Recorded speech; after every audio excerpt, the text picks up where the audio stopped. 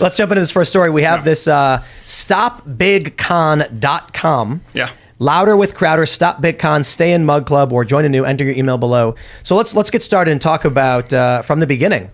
You, most people are familiar with the story. Yeah. I want to make sure as we get this started, I want to make sure there's important contextual understanding. People have asked why it's so important that, and why is everybody interested in the story?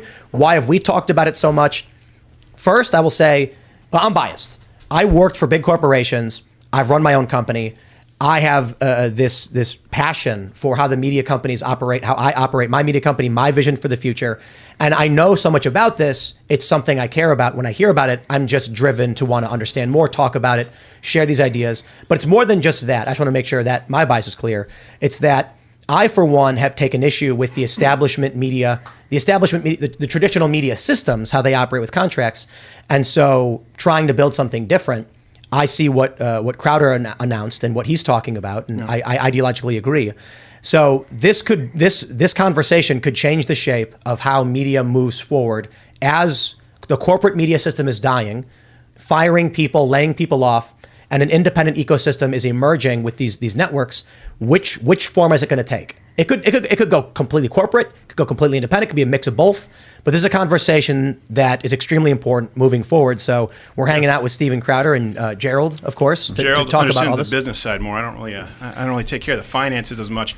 But what's the story here? What's the story? So, well, first off, let me set something up off the bat. I want to make sure that everyone here knows. Like, I know that you guys have made very clear that you're monetized on YouTube because you believe that you can fight against big tech by sort of operating to some degree within the rules. But you've been very transparent about it, and so I don't want you to think that is at all the same as what I have a problem with.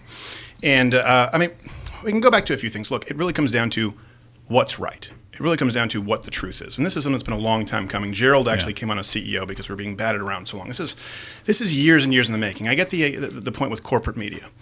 The issue that I have with many in the conservative side of this sphere is the fundamental misleading and dishonesty. That's what I have a problem with. And you see that here as this story took place. Kind of it started right where we released this video.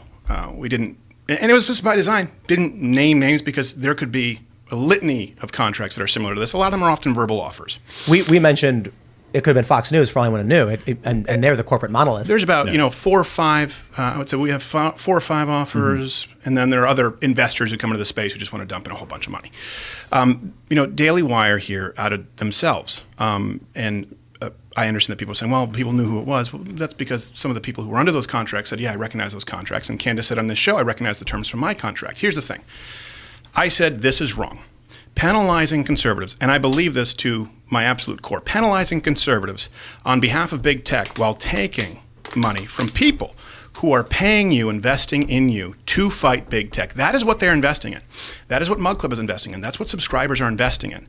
While simultaneously penalizing conservatives is fundamentally wrong. I had that conversation and said, look, just please give me your word. You're not going to be doing this with other people who, as you well know, when you start in this industry, don't know better.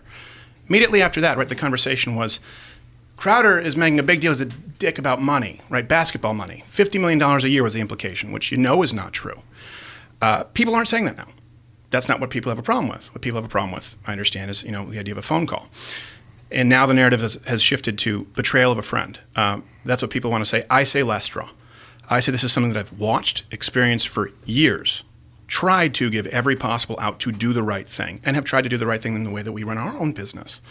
Saw the gaslighting, the bully tactics that take place behind the scenes of other creators, and knew it wouldn't be myself. So now the narrative shifts to how could you record a phone call, betray a friend? Well, hold on a second. It was just about money. This is just business, and now it's, hey, we're really good friends. Well, which is it?